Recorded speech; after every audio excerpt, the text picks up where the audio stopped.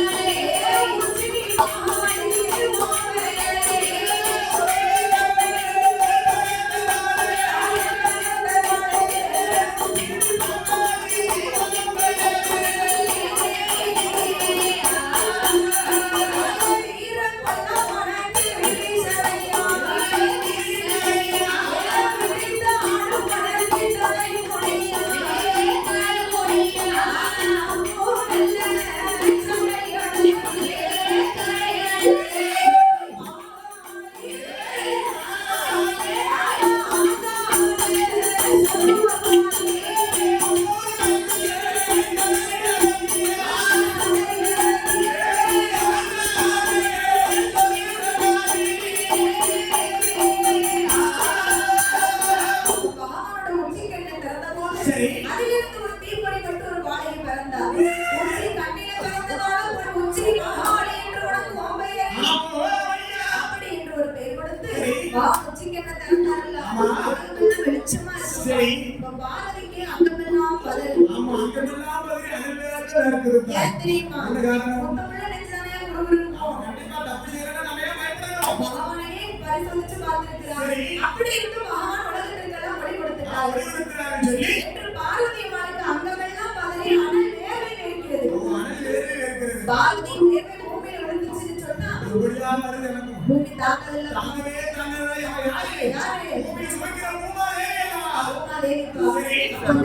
கீழே விடக்கூடாது என்று ஆண்டவனாகப்பட்ட சிவபெருமான்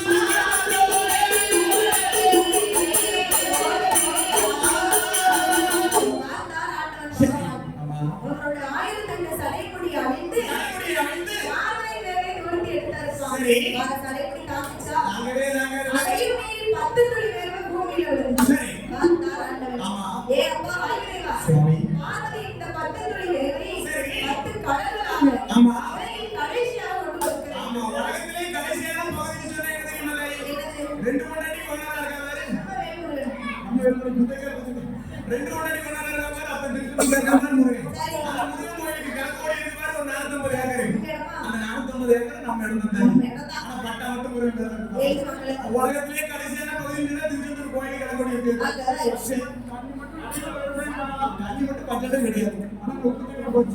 சரி அப்ப பார்த்தாலும் வாங்குறேன். அந்த பார்வதி 10 துளி வேர்வை 10 கடல்னாலே கொண்டு ஒதுக்கி 10 கடலுக்கும் எப்படி பெயர் கொடுக்கிறார் தெரியுமா? ஒக்கு சங்கம் தீவுக்கோவா ஒக்கு சங்கம் தீவுக்கோவா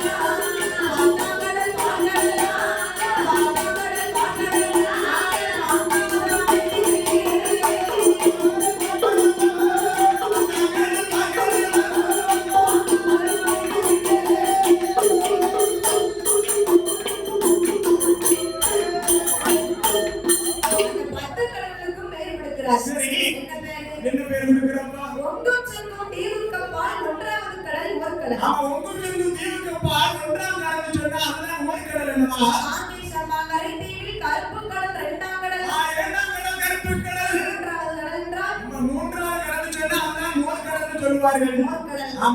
நான்காவது கடல் அது நல்ல தண்ணீர் அல்லவா? ஐந்தாம் கடல். ஐந்தாம் கடல் சொன்னா அதுதான் அருங்கடல் சொல்லுவாங்க. ஆறாவது கடல் அது ஆழக்கடல். ஏழாம் கடல். ஏழாவது கடல் சொன்னா அதுதான் எழுங்கடல் அம்மா. எட்டாம் கடல் அது திட்டக்கடல் அல்லவா? ஒன்பதாம் கடல் என்று சொன்னால் அம்மா என்ன? இருக்கிறதுலே மோசமான கடல் அது ஒன்பதாவது கடல் அம்மா. ஒன்பதாவது கடல் சொன்னா அதுதான் பொய்யான அணைகடல் அம்மா. அணைகள் மோசமா வரக்கூடிய இடம் அதுமா. ஆமா, அணைகள் எத்தனை ரகம் பண்ண தெரியுமா? தெரியாதுப்பா. அணைகள் ரெண்டு ரகம் பண்ணும். ஒரு ரெண்டா? ஒன்னு ஆணல் இன்னொன்னு பெண்ணல். அலையே ஆண்கள் இருக்காங்க. உலகத்துல என்ன எடுத்தாலும் தெரியுதா? ஆண்கள் இல்லாம இந்த உலகமே கிடையாது. இந்த பிகர்மிட்டி ஆபரேஷன்னா இந்த பிகர்மிட்டி கேன்சர். ஏன்னா இந்த பரிவாரம் ஒழுங்கா பண்ணாங்க என்னங்க அதனால வாயில வராத பாப்போம். மாலக்கிட்ட கூட பள்ளிக்கூடம் பக்கம் போகல. பள்ளிக்கூடம் பக்கமே போறாங்க. வாயில வார்த்தை வராது. பள்ளிக்கூடம் பக்கம் போறேன்னு நினைச்சீங்க. சரி. டீச்சரே பள்ளிக்கூடம் வந்துட்டு போறாங்க. அப்படிப்பட்ட ராசியோட பள்ளிக்கூடம் வந்துட்டேன். ராசிங்க. ஆனாலும் தலையில படிப்பேன். ராசிங்க ராசி. டீச்சரே ஓடிடுவாங்க. அதனால பள்ளிக்கூடம் பக்கம் போறாங்க. கேனல்ல கதை. டீச்சர் நடந்துனா பள்ளிக்கூடம் பக்கம் போறாங்க. சரிப்பா. ஆமா, அலைய ரெண்டு நாள் ஒன்னு ஆணல இன்னொன்னு பெண்ணல. அதுதான் ஒன்பதாவது கடல் உயிராலை கடல். ஆமா, சாப்பிட்டா வந்தா பெண்ணல. சரி. சாயி போட்டு அடிச்சிட்டு போற மாதிரி வந்துச்சுன்னா அதுதான் ஆணல. ஒண்ணு மாதிரி. என்ன மாதிரி? பத்தாவது கடல் என்று சொன்னால் அதுதான் பார்க்கலாம். பார்க்கறதுலவா? பத்தாவது கடலுக்கு அப்பால் ஒரு வழிக்கு வந்த பாறை உண்டு. பாறை உண்டு. காற்றடித்து மணல் வைத்து ஒரு கரையா குச்சி வளர்ந்திருக்கு. கரையா குச்சி வளர்ந்திருக்கு. காற்றடிச்சுனாலே மழை பெய்யும். சரி. அப்படியே குச்சி ஒரு குச்சி வளர்ந்திருக்கு. ஆமா, குச்சாலவா வந்திருக்குதுமா. குச்சி இருந்தா உள்ள என்ன இருக்கும்? குச்சி இருந்ததுன்னா உள்ள கரையா இருக்கு, எறும்பு இருக்கும். எறும்பு இருக்கும். கரையா இருந்தா கரையா குச்சி, எறும்பு இருந்தா எறும்பு. ஆனா அந்த குச்சில என்ன என்ன இருக்கு? இருக்கு? நாகங்கள் எல்லாம் வசித்து வரக்கூடிய இடம். அதுதான் நாகலோக பட்டணம். சரி. இந்த நாகலோக பட்டணத்திலே வசிக்கக்கூடியது எல்லாமே நாகங்கள். அவன் நம்ம பிடித்த பூலகத்துல எப்படி மனிதர்களா வசிக்கமோ வசிக்கும். அதே போல நாகலோக பட்டணத்துல பச்சை பாம்பு, ஆயிரம் சார பாம்பு, நல்ல பாம்பு, அத்தனை பாம்பு, இத்தனை பாம்பு, எத்தனை பாம்பு, எல்லா பாம்பும். அப்படி இருக்கக்கூடிய நாகங்களுக்கு எல்லாம் தலைவன் தலைவியாக ஆண்டு வருகிறார். தலைவன் தலைவியாக. ராஜா ராணியாக. கிங்கு குயினாக. கிறிஸ்டியன் முன்னணி. அப்படி யார் ஆண்டு வருகிறார்? யார் ஆண்டு வருகிறார்? ராஜன் நாகக்கண்ணி, நாகக்கண்ணி, அங்கே அருளுடனே ஆண்டு வாரானே வாரா. அவனோ மனைவியோமா, மனைவியோமா, ஆதி கடலில் ஆண்டு வாரானே வாரா. அவனோ தேவியோமா, தேவியோமா, தேவியோமா, ஆண்டு வாரானே வாரா. ஆண்டு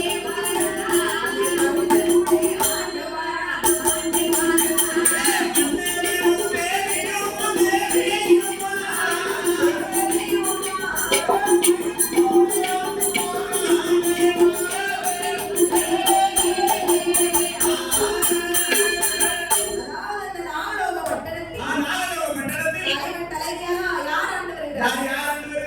நாகராஜ மன்னனும் தேவி நாகக்கண்ணி பெண்குடியவளும். இந்த ரெண்டு பேரும் யார் தெரியுமா? அண்ணன் தங்கச்சியா? கணவனும் மனைவியும் தான். முன்னாடி சொன்னாலே வாய் கூட மல்லாது.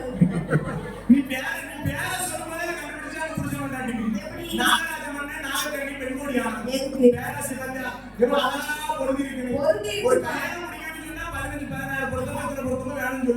சரி. கண்டிப்பா உண்டு.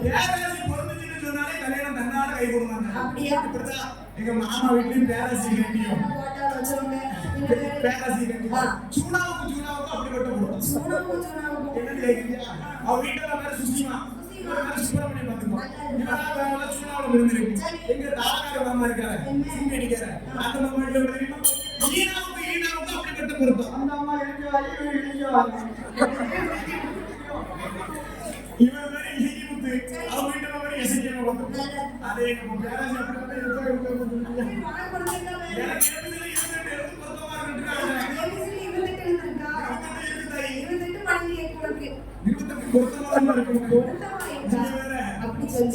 அந்த நாகலோக பட்டணத்திலே நாகராஜன் நாகக்கண்ணியும் கணவனும் மனைவியுமாக கவலையின்றி ஆண்டு வருகிறார். ஈசனும் கிளியும் போல கிருபையோடு ஆண்டு வருகிறார். ஒருவர் சொல்லி ஒருவர் கேட்டு ஒற்றுமையாகவே வாழ்ந்து வருகிறார். அவனுக்கும் தெரியும். அதாவது கணவன் மனைவின்னு சொன்னாலே விட்டு கொடுத்து வாழணும். கண்டிப்பா விட்டு கொடுத்து வாழணும். விட்டு கொடுத்து வாழ்ந்தோம்னு வச்சுக்கோங்க, சரி. என்னைக்கும் கெட்டு போக மாட்டோம். கெட்டு போக போறதே கிடையாது. ஆனா முன்ன மாதிரி கெட்டு போற இருந்தா பாரு, ஒருபோதும் விட்டு கொடுக்க மாட்டோம். சரி. மாட்ட அந்த காலத்துல வந்து ஆனா அவங்க போட்டா போடுறேன்.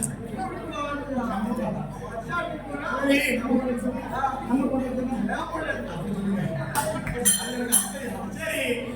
நாகலோக வட்டத்திலே நாகராஜனுக்கும் நாகக்கண்ணிக்கும் போகமான சொத்து சுகமெல்லாம் இருக்கும். சரி. சொத்திலே குறைவடையாது, சொத்திலே குறைவடையாது. சொத்துன்றதும் இல்லை, பாலாடை குறைவில்லை, வாக்கியம் தந்தாலும் இல்லை. பாக்கியத்தாலும் இல்லை. நஞ்சையோடும் புஞ்சையோடும் நலமுடனே ஆண்டு வருகிறார்கள். ஆமா.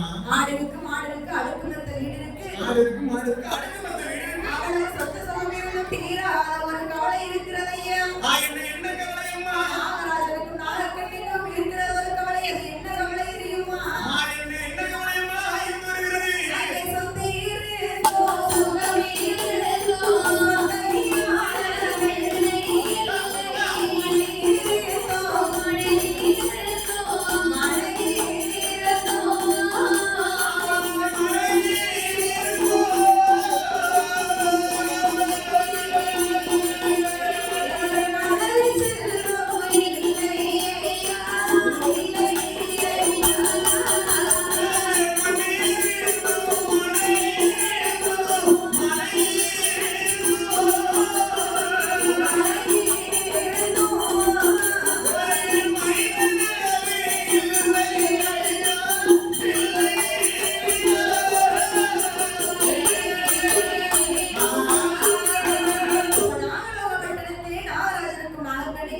சொத்திருந்து எண்ணத்தே சுகமிருந்து எண்ணத்தே சொத்திருந்தும் சுகமிருந்தும் அவருக்கு சொந்த காலமில்லை இல்லை.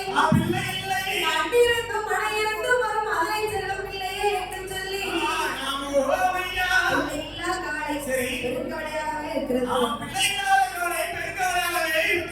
மனிதன் இல்லாத கவலை அது மனக்கவலையாகவே இருக்கிறது. குழந்தைகள்னு சொன்னா பெண்களுக்கு தானே வருத்தம். ஆமா. ஒரு பாய் கூட வந்து இருக்கும்போது பிள்ளைய வண்டியில போட்டுக்கலாம். அது நான் அஞ்சு வீட்டுல வந்து தொட்டிட்டு போனேன். பாரு தூக்கிட்டு போடும்போது ஒரு கோயில் ஃபங்க்ஷன் நீட்டா பார்க்க முடியாது. அதனால வரத்து இருக்கத்தானே செய்யும். ஆண்களுக்கு ஆயிரத்துல வரவே கிடையாது. பச்சை போடு கடைக்கு போவீங்க. ஆனா கல்யாணத்துல பச்சை போடு கடை எதுக்கு எடுத்தாலும் பச்சை போடு கடை எதுக்கு இருக்காதுன்னா அந்த பேரை உள்ள போட்டோம்னு சொன்னா வீட்டுல இருக்க பிசாசு அடக்க முடியுமா? பிசாசெல்லாம் கொண்டாடி மூணு முடிச்சுக்கிட்டே இருக்குல்ல அந்த பேரை உள்ள வடிக்கணும் தான். அப்பதான் வீட்டுல இருக்க பிசாசு நமக்கு தெரியும். ஓ அப்படி சொல்லக்கூடாது. அதுக்கு ஒரு காரணம் இருக்கும். என்ன காரணம் தெரியுமா? முன்னாடி ஒரு பாட்டு இருந்துச்சு பாருங்க. என்ன பாட்டு இருந்துச்சு? கையில பார்த்த மாதிரி இருக்கும். 140 ரூபாய். ஒரே சைஸ்ல. சீப்பான ரேட் ஒரே சைஸ்ல இருக்கும். சரி. இப்போ பிராண்ட் இருக்கு பாருங்க. எப்படி? 1848 டெஸ்ட் மார்க். 1848 தெரியுமா? அவரோட ரகசியம் தெரியுமா? 18 வயசுல குடி 40 வயசுல போ. என்ன புரியும்? என்ன புரியும் போன இருக்கும். சரி. ஆனா அந்த பாட்டுல 100 மகிமை இருக்கு. இது 1 ரூபாய் சொல்லுது. அந்த பாட்டு 235 ரூபாய் பாத்துக்கோ. அந்த பாட்டுல இருந்து ஒரு கட்டிங்க கிளாஸ் ஓடிட்டு அந்த பாட்டை முன்னால வச்சிட்டு ஒரு சைடிஸ் வேண்டாம் ஒண்ணு வேண்டாம். கண்ணை திறந்து வச்சுட்டு குடிக்கிறோம் பாத்துக்கோ. மத்த சரக்கு உங்களுக்கு காட்டலாம் உள்ள ரொம்ப சங்கடப்படும். சைடிஸ் எதாவது தேவைப்படும். அந்த பாட்டு மகிமை அப்படி கிடையாது. பாட்டுல முன்னால அப்படி பையன் மாதிரி உட்கார வச்சுக்கிட்டு கட்டிக்க ஊத்திட்டு பாட்டுல பாக்கணும்னு வச்சுக்கேன். அதுவும் பாருங்க. ஏன் தெரியுமா? அந்த பாட்டோட அமைப்போட சின்ன இடுப்பு மாதிரி இருந்தா ஏன்னா எனக்கு ஞாபகம் பாத்தியா சின்ன இடுப்பு பார்த்த மாதிரி இருக்கும். அதெல்லாம் பார்த்து முடிச்சுட்டு அந்த காரியம் பண்ணிட்டு வீட்டுல போய் கட்டி வச்சிருக்கோமே அதை பார்த்த முடிச்சுன்னா எப்படி இருக்கிற மாதிரி இருக்கும்? கொஞ்சம் ஓலப்பட்டி மாதிரி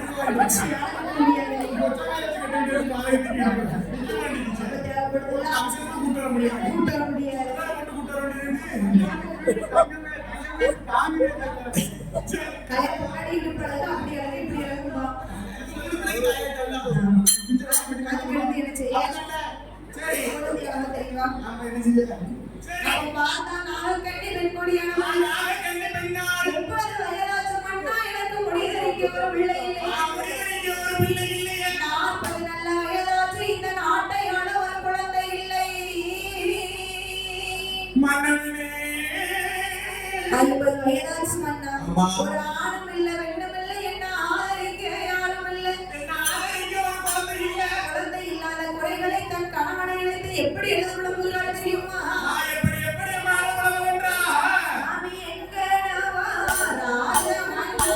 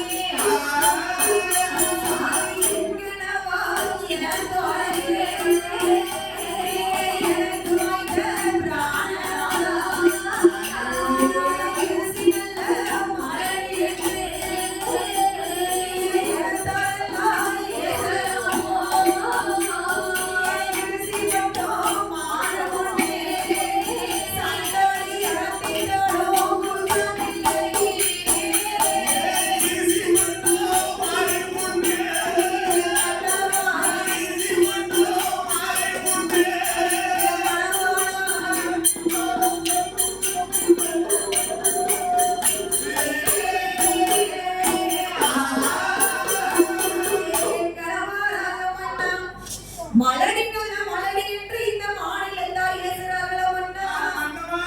மலடி பட்ட மாற கொண்டு சண்டாய் மாட்டிட்டாலும் கொஞ்சமில்லை.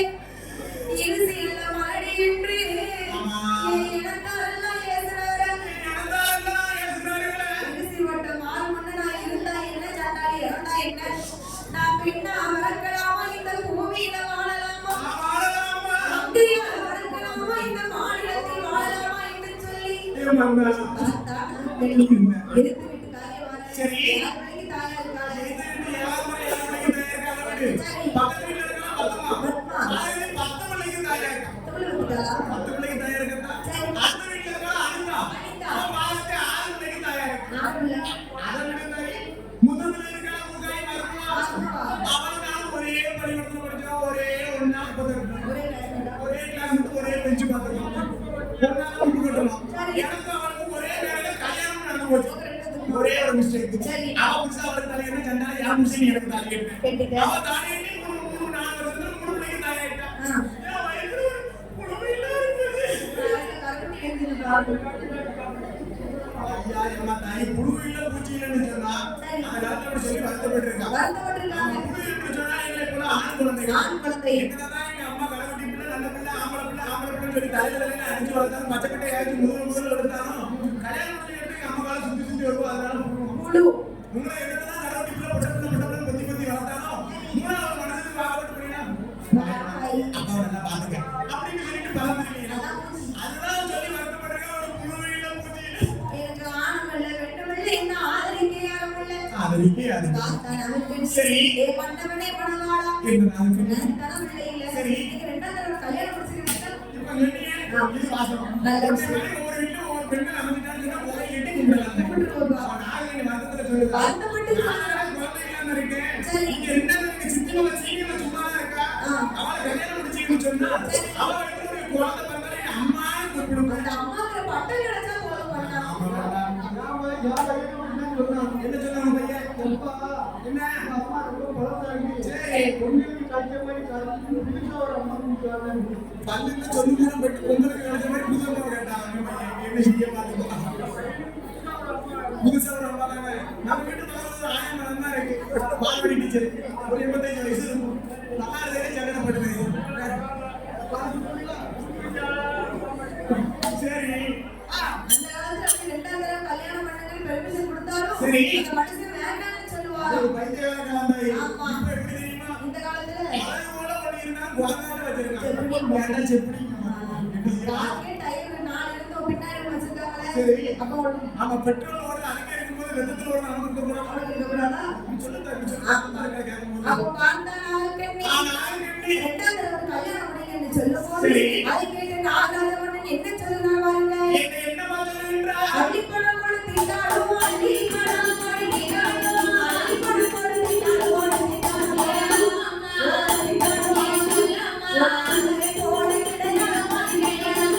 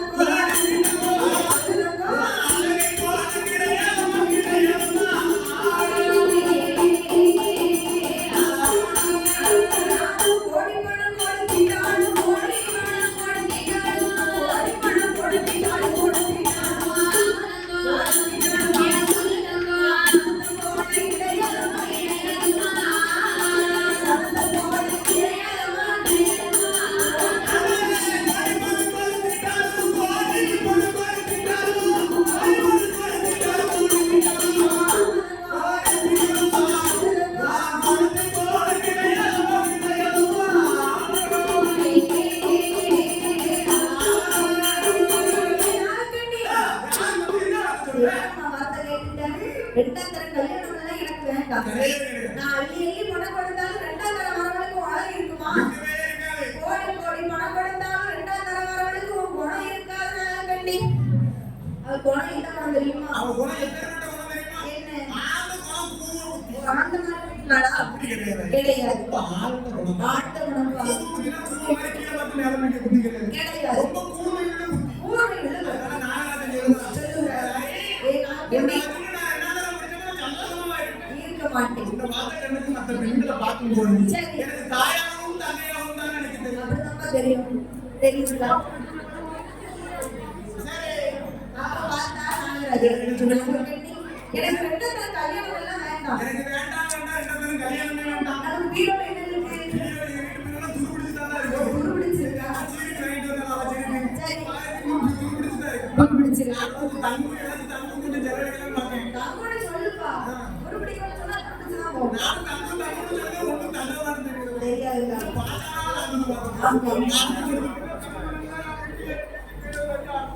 வீட்டுக்கு பிறகு சடிச்சு. சரி. அப்ப பார்த்தா நாகராஜன் ஏன் அம்மா நாகராஜன் என்ன? அந்த வீரோட ஏகப்பட்டமான பணக்காசு எல்லாம் இருக்கு. சரி. பணம் கொடுத்து ஒரு பிள்ளை வாங்கி வளர்த்தா என்ன? பணம் கொடுத்தது என்னமே கிடைக்கல. எல்லாமே கிடைக்குமா? பணம் கொடுத்துட்டு ஒரு பில்டிங்கே வாங்கலாம். சரி. செட்டுக்கு வாங்கலாம். ஆயிரலாம். பணம் கொடுத்தா ஒரு பிள்ளை கிடைக்கல. அப்படின்னு நாகராஜன் சொன்ன போது அதை கேட்டு நாகராஜன் என்ன சொன்னாங்க தெரியுமா? காசுக்கு ஒரு பிள்ளை வாங்கி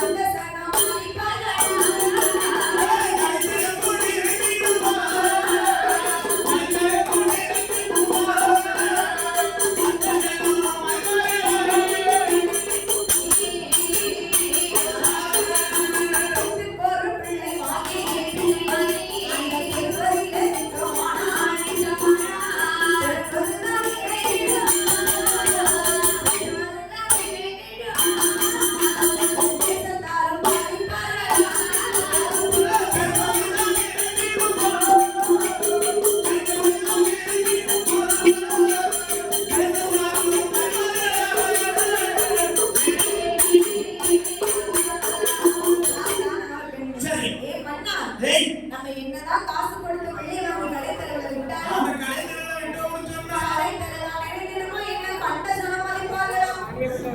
தெற்கு ஒரு பிள்ளை வாங்கி எந்த தெருவதில் விட்டாலும் விட்டோம்னு சொன்னாலும் தெரு நடத்துமா?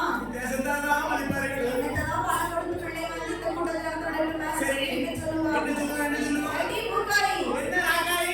அவன் பிள்ளைய தான் விட்டு போராட்டி அவ பிள்ளையாரோட பணம் மாட்டான். பணம் கொடுத்து ஒரு பிள்ளை வாங்க போய் தானே விட்டுட்டு இருக்கா? அவ பெத்த பிள்ளையார் சொன்னா நல்ல சீரக போட்டு குடிச்சு ஊத்தி சரி. தேங்காய் துண்டுல தலையை ஊத்தி சரி. ஆரஞ்சு தலையில எண்ணெய் வச்சு சரி. மூஞ்சிக்கு நல்லா பால் பவுடர் அடிச்சு நெத்தில ஒரு சந்தனம் வச்சு அழகா கொண்டு விட்டுருப்பாரு.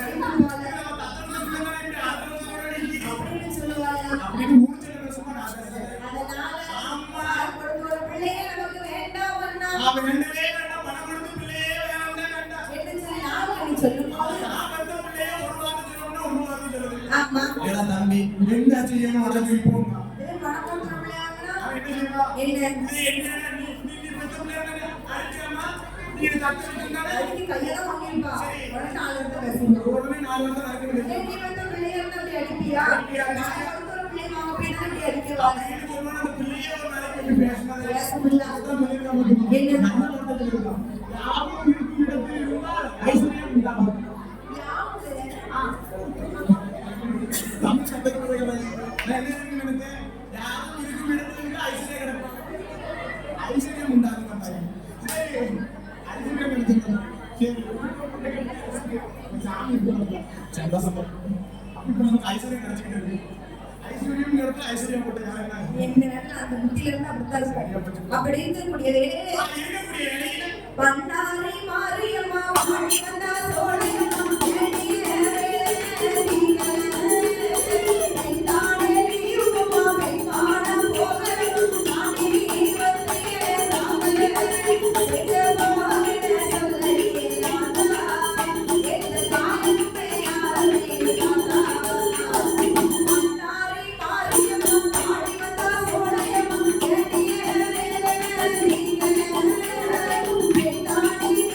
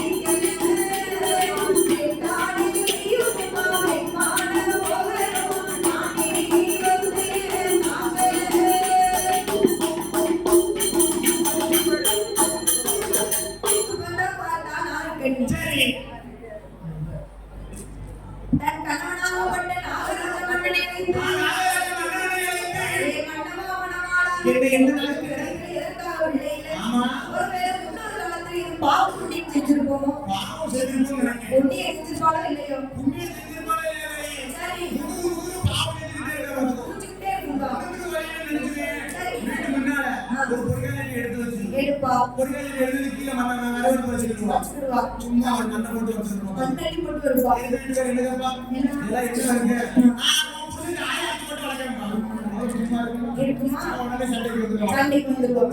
எப்படியா சண்டை இருக்கு இருப்பாப்பா. ஒருவேளை இப்படி இருந்தா வேணும் பாவம் செஞ்சிருப்போம் என்று சொல்லி நான் கண்ணி வெண்கொடியானவன். பெண்குடியானவன் எதற்காக மன்னா பிள்ளை இல்லை. எதற்காக இப்படி ஒரு குழந்தை இல்லை ஒருவேளை பாவம் செய்திருப்பாளோ